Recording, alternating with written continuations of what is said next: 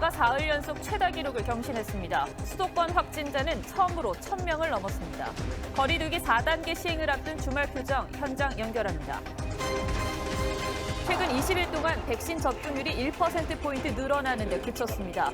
백신 공백기를 맞은 가운데 감염 지수가 높아지면서 2,000명대 시기가 빨라질 거라는 우려가 나옵니다. 이준석 국민의힘 대표가 통일부 폐지론을 거듭 주장하자 이인영 장관이 역사인식이 부족하다고 맞받으면서 조직 개정을 둘러싼 설전이 이어지고 있습니다. 민주당은 내일 6명의 대선 후보가 추려지는데 여당 분위기 짚어봅니다. 부산의 한 철강 공장에서 근로자가 작업 기계를 점검하던 도중 숨지는 사고가 발생했습니다.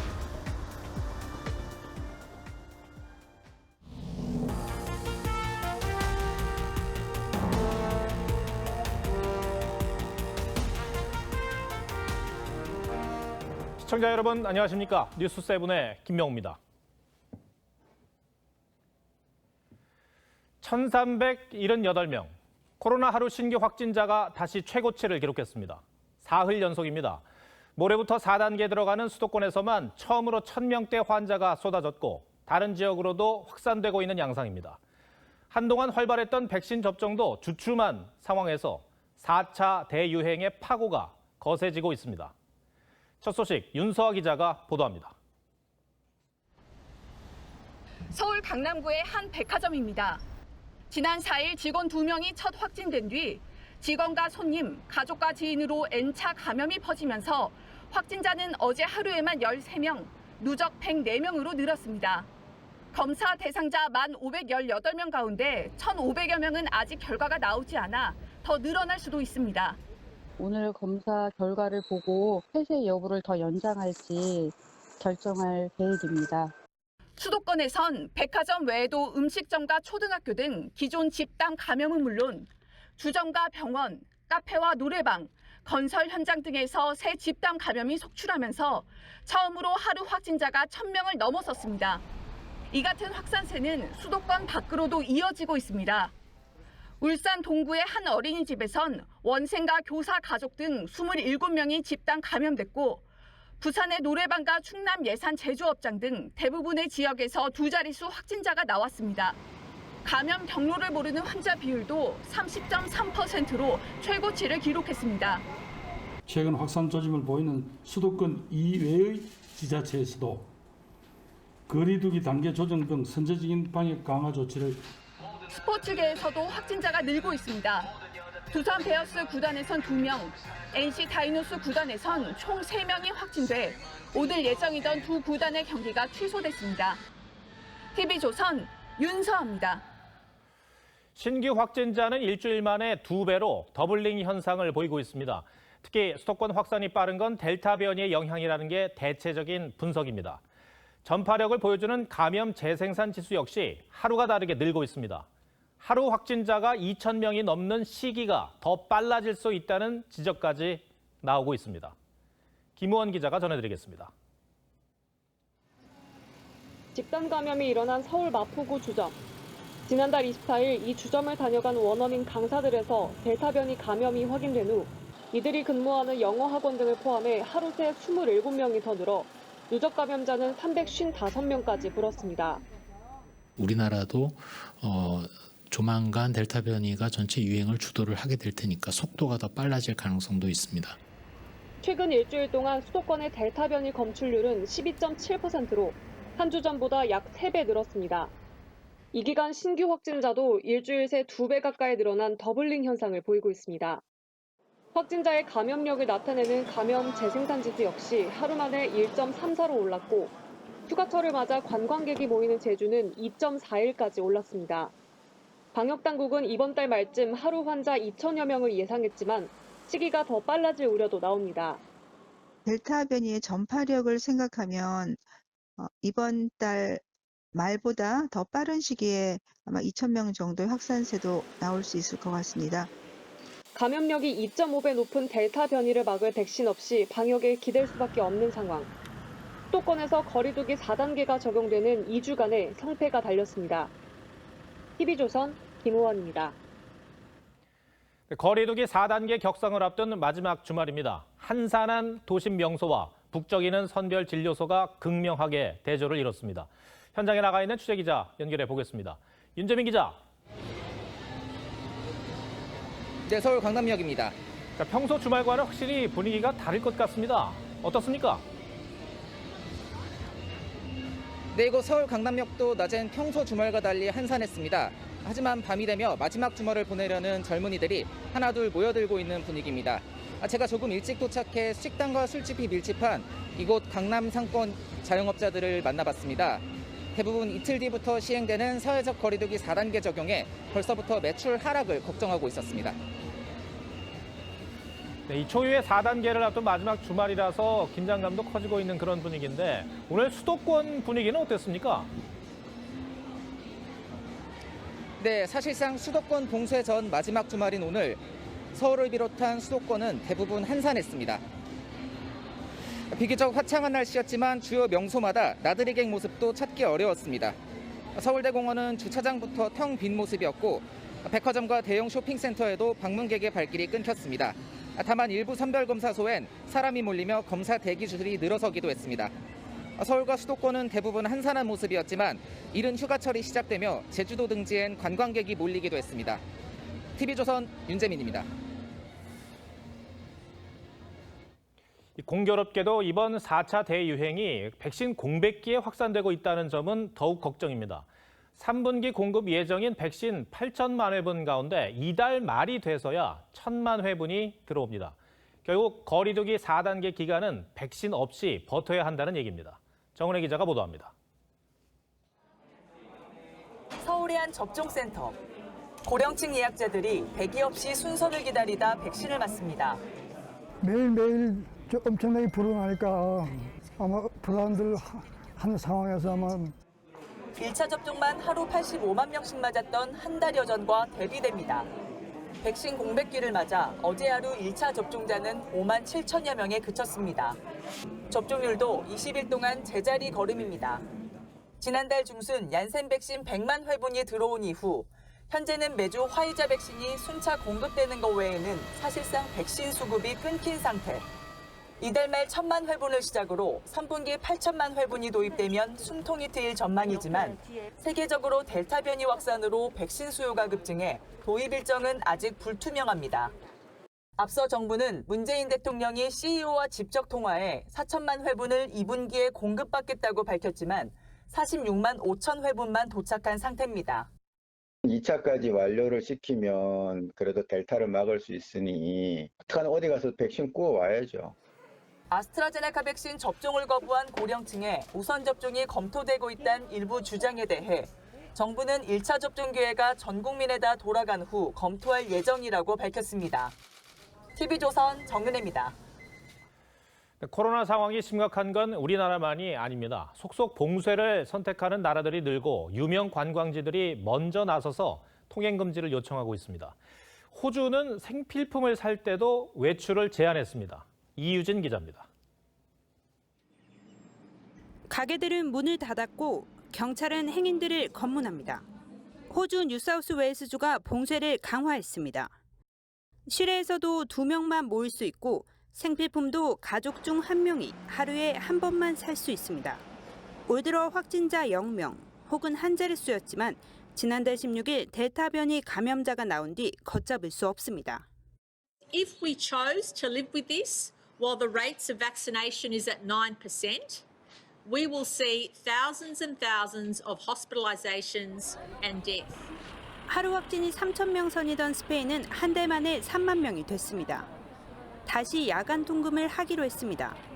Básicamente no podemos aguantar sin el turismo, o no podemos trabajar, o no tenemos facturación si no hay turismo. Nos afectaría bastante.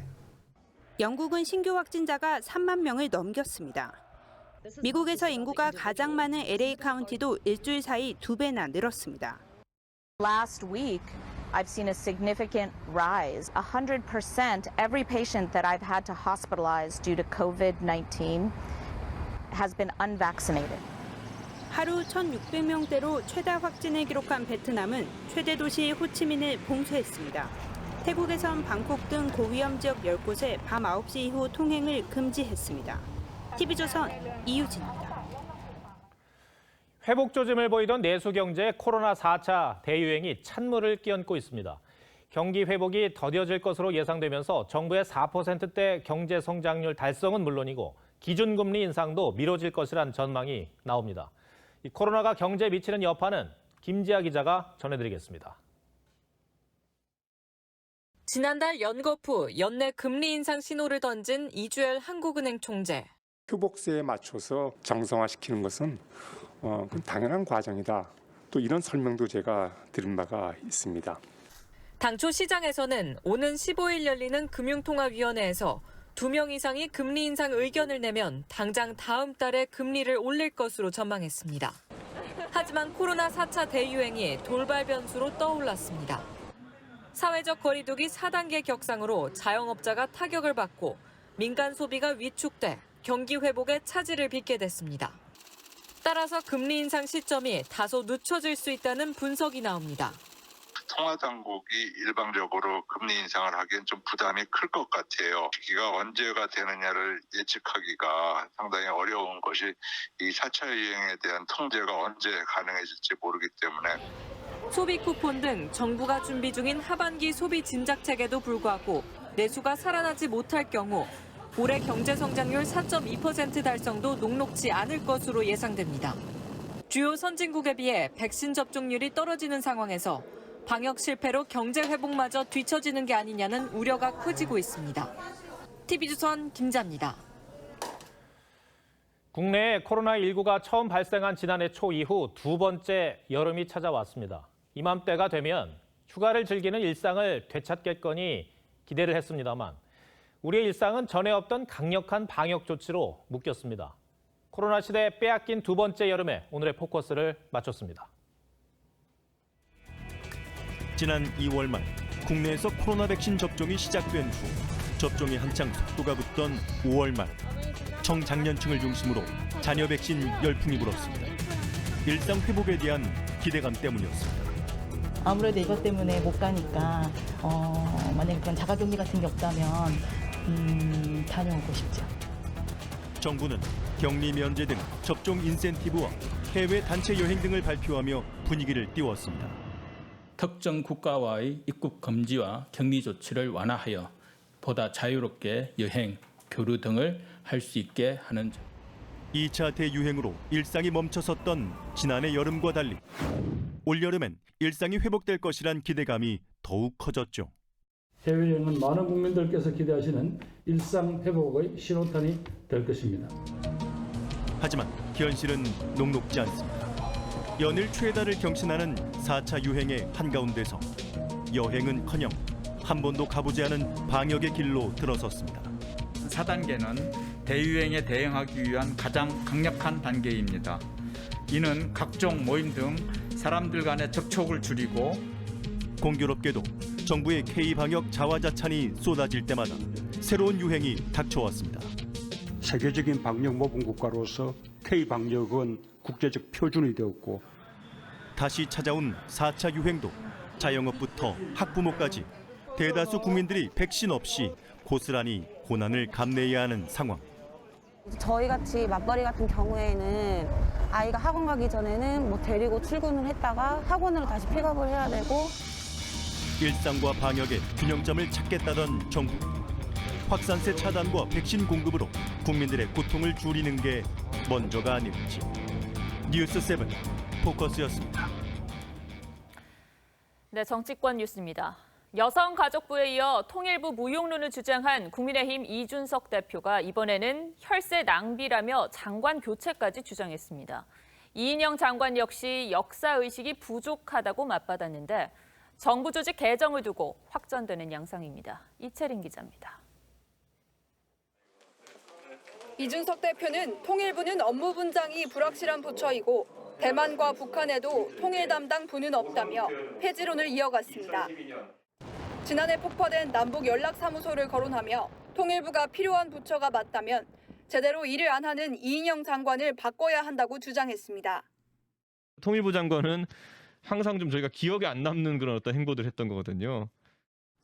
이 장관은 통일부를 폐지하라는 부족한 역사 인식과 사회 인식에 대한 과시를 멈추라고 반박했습니다. 이 대표가 통일부는 유튜브도 재미없다며 세금 낭비를 지적한 영상에 대해선 여성의 날 직원들과 꽃을 나눈 것이라며 이 대표의 젠더 감수성이 이상하다고 맞받았습니다. 민주당에선 통일부 폐지는 무식한 소리라거나 윤석열 전 총장 처가 의혹에 이슈를 이슈로 덮으라는 수라는 비판이 나왔습니다. 국민의힘에선 통일정책을 청와대가 주도하니 통일부는 있어도 없어도 그만이란 의견과 한심한 건 맞지만 없애는 건 아니다란 주장이 엇갈렸습니다. 통일부는 이명박 정부 초기 통폐합이 추진됐다 무산됐고 박근혜 정부 땐 행정자치부로 일부 업무 이관이 검토되는 등 존폐 논란이 끊이지 않았습니다. TV조선 이채림입니다. 더불어민주당은 내일 본경선에 진출할 대선 후보 6명이 결정됩니다. 막판 기싸움이 치열한데 코로나가 새로운 경선 변수로 떠올랐습니다. 조정린 기자의 보도 먼저 보시고 이어지는 취재우특에서 민주당의 상황을 자세히 들여다보겠습니다. 이재명 후보는 대의 앞에 단합하고 단결하는 것이 민주당의 전통이라며 원팀 정신을 거듭 강조했습니다. 이재명 대 반 이재명 구도로 초반 경선이 진행되면서 더욱 몸을 낮추고 중도층을 공략하겠다는 의지로 풀이됩니다. 하지만 사생활 논란 등 검증 공세는 여전히 부담입니다. 바지 운운하는 이런 발언은 좀 하지 말아주시고. 제가 지나쳤던 것 같습니다. 사과드립니다. 이낙연 후보는 신중하고 안정적 이미지로 차별화를 시도하며 역전극을 노리고 있지만 갈수록 각 후보들의 진면목을 보시게 될 것이고 더 많은 조정이 있을 수 있다. 2위 자리를 위협하는 후보들의 견제가 매섭습니다. 대부분 직접 도전하기보다는 참 그 꽃길만 걸어왔다 이런 세간의 평가가 있습니다. 상위 득표 6명에게 본선행 티켓이 주어지는 예비경선 여론조사는 국민과 당원을 상대로 진행되며 내일 결과가 발표됩니다. 본경선에 오르면 후보들 사이 합종연행 논의가 탄력을 받을 수 있다는 전망도 나옵니다.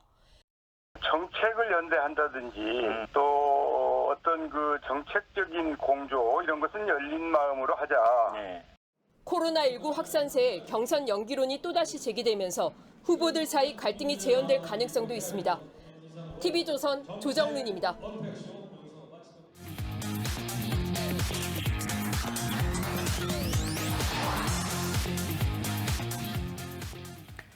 민주당의 예비 경선은 이재명 대 반 이재명 구도로 진행됐습니다. 그 전선은 TV토론을 거듭할수록 뚜렷해졌는데 이재명 지사를 바라보고 있는 당내 시선은 어떠한지 취재우특에서 여당 출입하는 최지원 기자에게 들어봤습니다.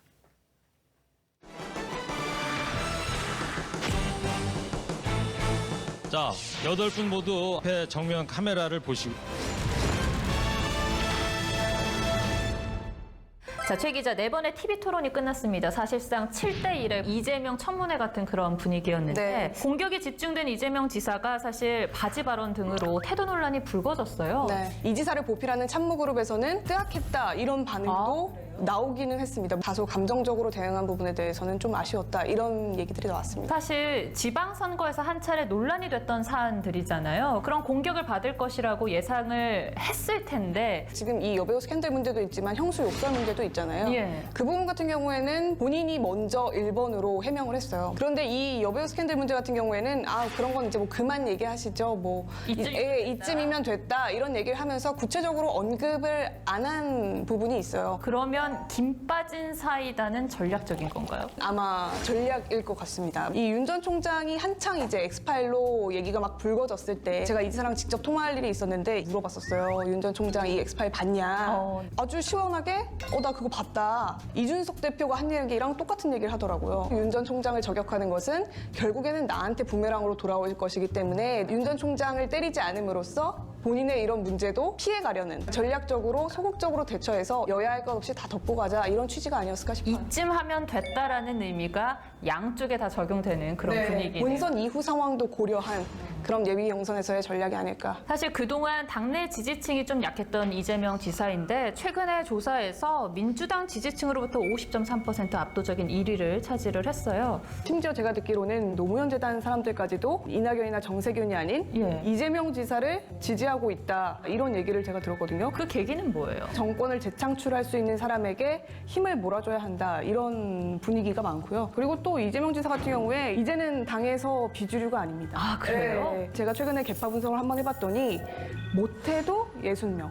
이재명 개라는 말이 나올 정도로 이재명 지사가 주류가 됐다, 이런 말들이 많이 나옵니다. 호남 민심을 저희가 또 살펴보지 않을 수가 없어요. 이재명 지사를 바라보는 호남 민심은 좀 어떤 것 같아요? 제가 연말 연초에 호남 광주를 방문했을 때는 그래도 우리 민주당의 적자는 이낙연이 아니겠느냐. 근데 그때 전직 두 대통령 사면 발언으로 한번 호남에서 크게 기세가 꺾였거든요. 사과도 하기도 했고, 호남은 특히나 이제 전략적인 투표를 하기로 아주 유명한 지역이기 때문에 이재명 지사의 지지율 상승세와 같이 맞물리면서 전략적으로 투표를 하게 될 가능성이 높을 것 같습니다. 이낙연 전 대표는 토론회 이후에 오히려 지지도가 좀 상승하는 그런 국면인가요? 이낙연 대표가 항상 강조하는 것이 품격 있고, 그게 다 이재명 지사를 견제하면서 본인의 강점을 어필하는 부분이에요. 방송 토론에서는 이낙연 대표가 월등하게 지지를 얻었다고 평가가 됩니다. 이재명 대 반 이재명 구도가 계속할까요? 여기서 또 주목해 볼 게 추미애 후보의 역할이에요. 추명연대 얘기도 나오더라고요. 네, 이 지사를 좀 도와주는 면모가 여러 번 포착이 됐어요. 추미애 후보께서 말씀하셔서 제가 사과 말씀드렸는데 사과까지 할 수 있는 기회를 추미애 후보가 만들어준 측면이 있었어요. 추 후보가 이 지사보다는 이낙연 전 대표를 계속 공격하는 모습을 또 보이면서 이 지사를 도와주면 이 표가 나에게도 조금 오지 않을까라는 그런 기대로 이 지사를 도울 수도 있는 거고. 마지막으로 이재명 지사를 바라보고 있는 민주당의 시각을 한 줄 톡으로 정리해보죠. 민주당을 위해로 했습니다. 이준석 국민의힘 대표가 그 전당대회 때 너를 위해. 네. 변화에 대한 이 거친 생각들, 전통적 당원들의 불안한 눈빛, 그걸 지켜보는 너, 이거잖아요. 이재명 지사한테 뚝 떨어지는 상황인 것 같아요. 지금 정통 민주당 지지층에게는 그렇게 마음에 드는 후보는 아니에요. 이재명을 위해서가 아니라 민주당을 위해서.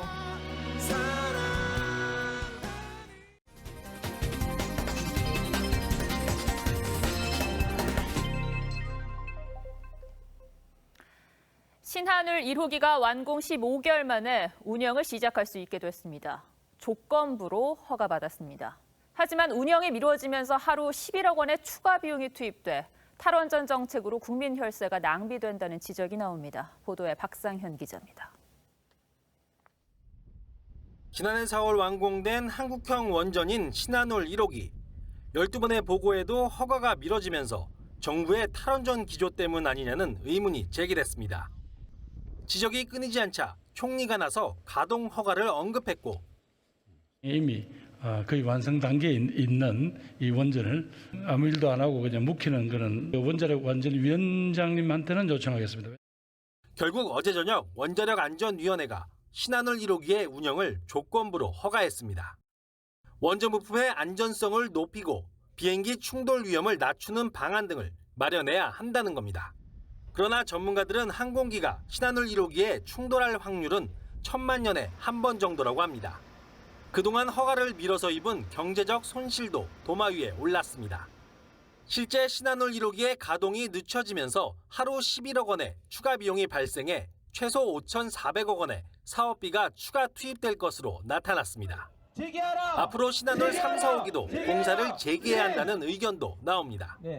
이미 자금도 다 돼 있고 일부 부품도 만들어져 있고 그런 신한울 3, 4호기 공사를 재개를 하는 게 아주 시급합니다. 이번 원안위 결정으로 탈원전 기조가 바뀐 건 아닙니다. 신한울 1호기는 8개월 동안 시운전을 거쳐 내년 3월 이후에야 상업운전에 들어갑니다. 현 정부 내에선 가동이 쉽지 않다는 얘기입니다. TV조선 박상현입니다. 앞서 코로나 4차 대유행의 심각성을 전해드렸는데 이런 걱정을 아랑곳 않는 일탈 행동도 여전합니다.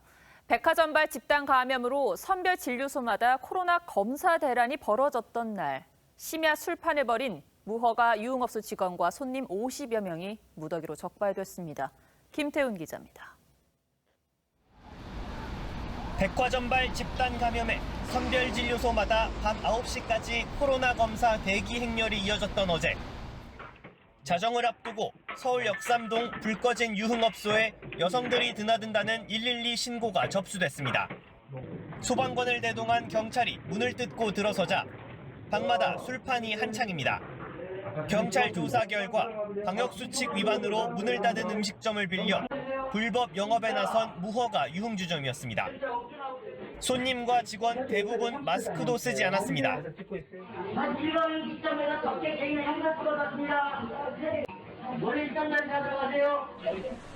영업 책임자였던 안모 씨 등은 호객 담당자까지 고용해 문을 잠근 채 은밀하게 영업해온 것으로 파악됐습니다. 하지만 불 꺼진 업소에 에어컨 실외기가 돌아간다는 점을 이상하게 여긴 경찰의 덜미가 잡혔습니다. 경찰은 단속 당시 업소에 있던 영업 책임자 1명을 체포하고 달아난 업주 행방을 쫓고 있습니다.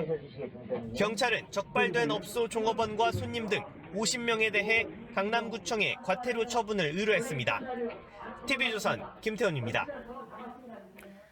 어젯밤 부산의 한 철강 공장에서 50대 근로자가 점검 중이던 기계에 끼어 숨지는 사고가 발생했습니다. 퇴근길 통근버스가 좁은 도로를 달리다가 굴러떨어져 40여 명이 다치는 일도 있었습니다. 주말 사건 사고 이민재 기자가 보도합니다. 부산 사하구 구평동의 한 철강 공장입니다. 어젯밤 11시 30분쯤 50대 근로자 A씨가 기계에 끼어 숨졌습니다. 사고 당시 A씨는 철근 다발을 묶어주는 장치가 작동하지 않아 점검 중이었습니다. 기계에 껴서 상태가 안 좋다. 두부 출혈이 있다. 현장했을 때 전화했어요. 경찰은 현장 CCTV 등을 토대로 정확한 사고 경위를 수사하고 있습니다. 대형 버스 한 대가 옆으로 쓰러져 누워 있습니다. 어제 저녁 6시 20분쯤 경기도 평택시 서탄면의 한 이면도로에서 통근버스가 밭 아래로 굴러떨어졌습니다. 이 사고로 운전자와 승객 등 44명이 다쳐 병원으로 옮겨졌습니다. 거기가 빵길이에요. 폭 5m 되는 도로. 서로 비켜서 가다 조심조심 가다 보니까 그냥 바퀴가 빠진 것 같아요. 오늘 아침 7시 반쯤 강변북로 청담대교 아래에서는 1톤 탑차가 교각을 들이받아 40대 운전자가 숨졌습니다. 경찰은 블랙박스 등을 토대로 정확한 사고 경위를 조사하고 있습니다. TV조선 이민재입니다.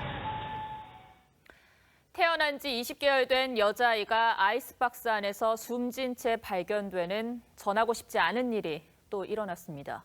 숨진 아이의 몸에서는 학대 정황도 포착됐는데 경찰은 도망친 아버지를 유령 용의자로 보고 뒤쫓고 있습니다. 이승훈 기자입니다.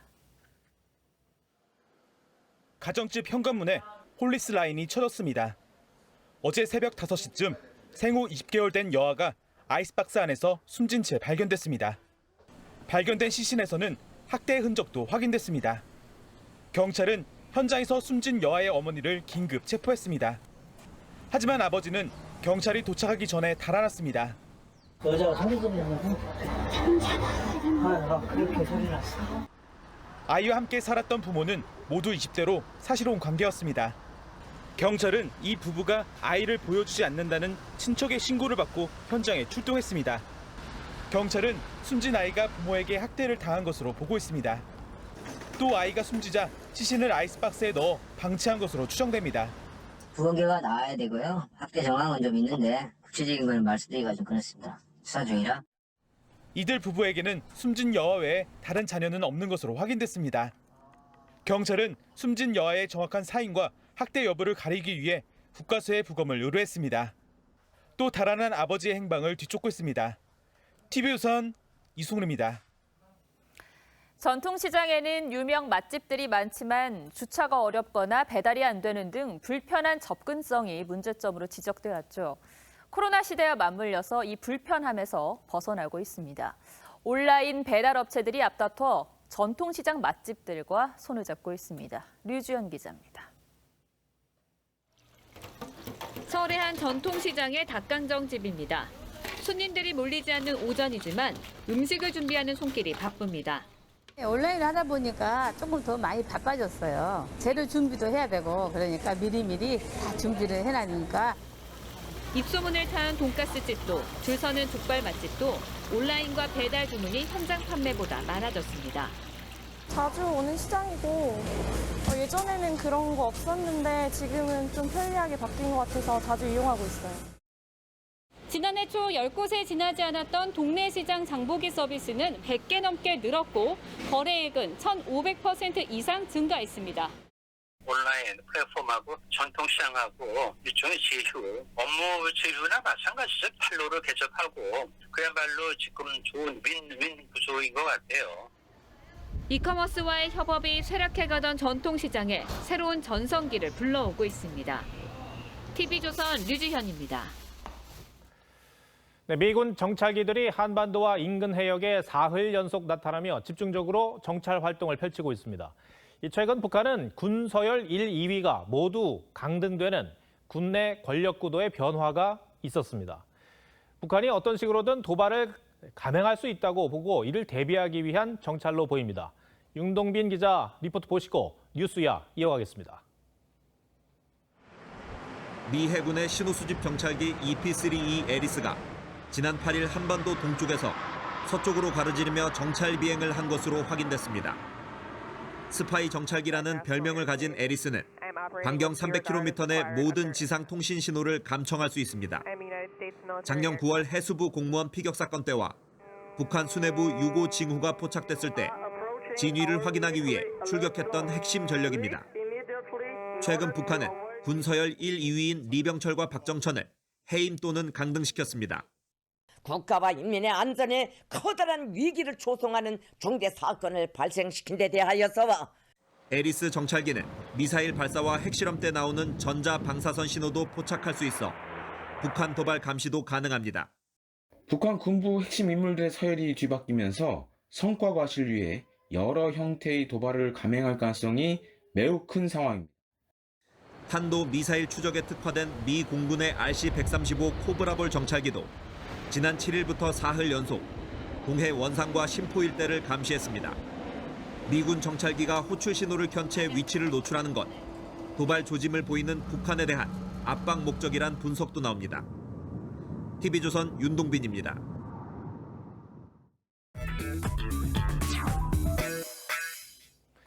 뉴스야 시작합니다. 정치부 홍현주 기자 나와 있습니다. 첫 번째 물음표 볼까요? 네, 첫 번째 물음표는 대선 주자도 압박 면접입니다.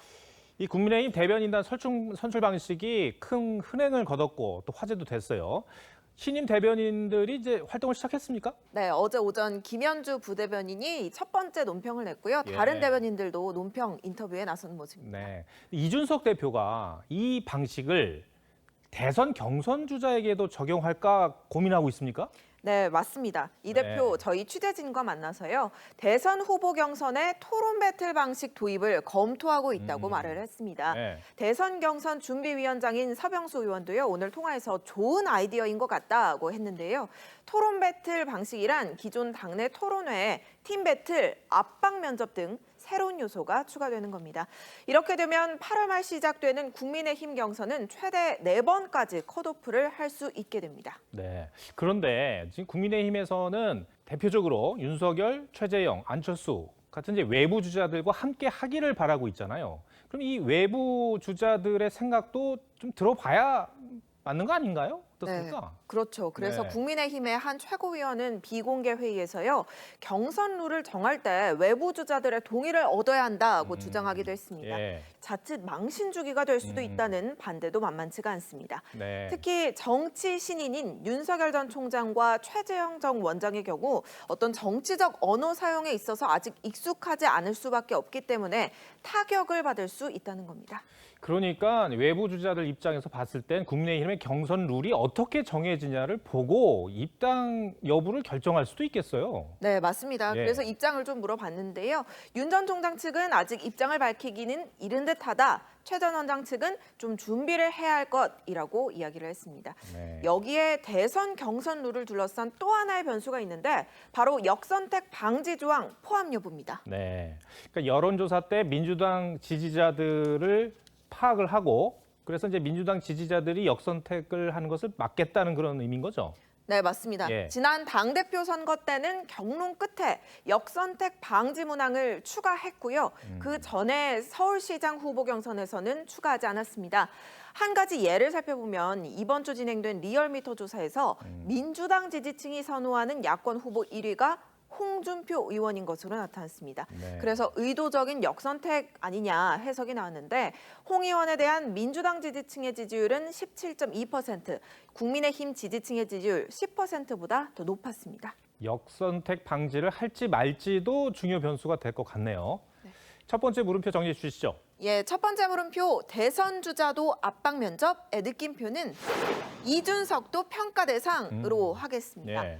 당을 대변하는 입을 뽑는 것과 한 국가의 리더십 후보를 뽑는 것 분명 차이가 있겠죠. 심사위원은 누가 할지, 진행은 어떻게 볼지 챙겨야 할 변수가 지난 배틀과는 차원이 다를 겁니다. 복잡한 구도 속에서 부작용을 최소화하는 경선 룰을 만들어야 하는 이 대표에게도 이번 경선 과정이 시험대가 될 전망입니다. 알겠습니다. 두 번째 물음표는 뭡니까? 예, 두 번째 물음표는 윤 첫 고발이 방송사 왜입니다. 윤석열 전 총장 측이 오늘이죠. 경찰관을 사칭한 MBC 취재진을 경찰에 고발을 했습니다. 좀 강경한 대응인데 다소 의외라는 느낌도 받았어요. 네, 윤 전 총장 측은 그동안 엑스파일 논란과 부인 김건희 씨를 둘러싼 소문에 대해서는 법적 대응을 시사하긴 했지만 행동으로 옮기진 않아왔습니다. 그런데 이번 건은 곧바로 조치가 이뤄졌습니다.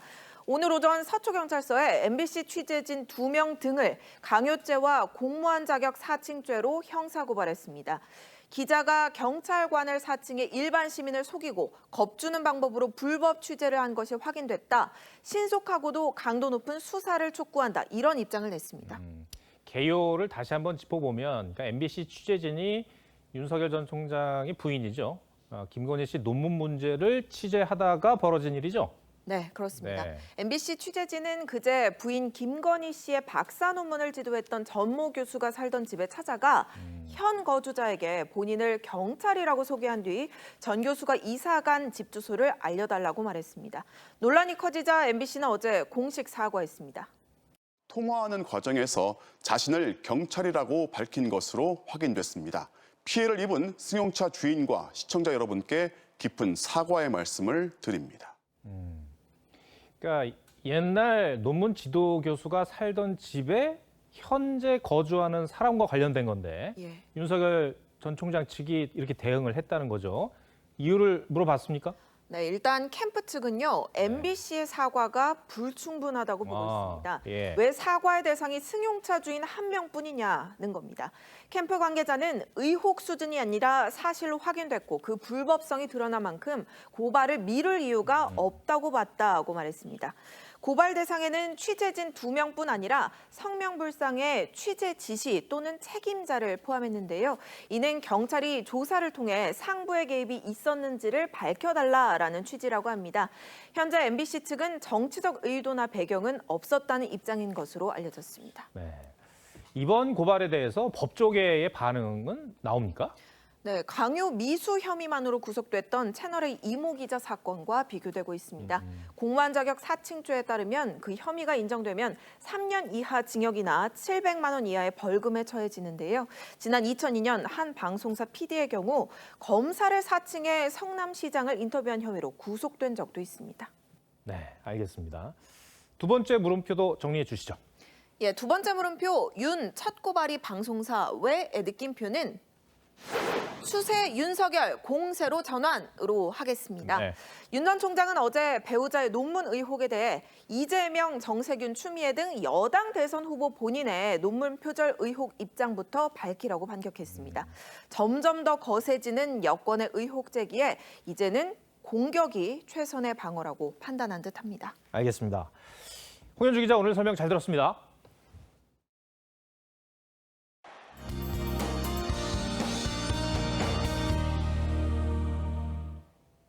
휴일인 내일도 천둥, 번개를 동반한 소나기가 곳곳을 강타하겠습니다. 강원 일부 지역과 전북 정읍, 경북 군위군에 호우주의보가 내려진 가운데 내일 새벽까지 국지적으로 시간당 70mm가 넘는 많은 비가 쏟아지면서 호우특보가 확대될 가능성이 있겠고요. 비와 함께 순간풍속 초속 20m 이상의 돌풍이 몰아치는 곳도 있겠습니다. 피해 없도록 조심하시기 바랍니다.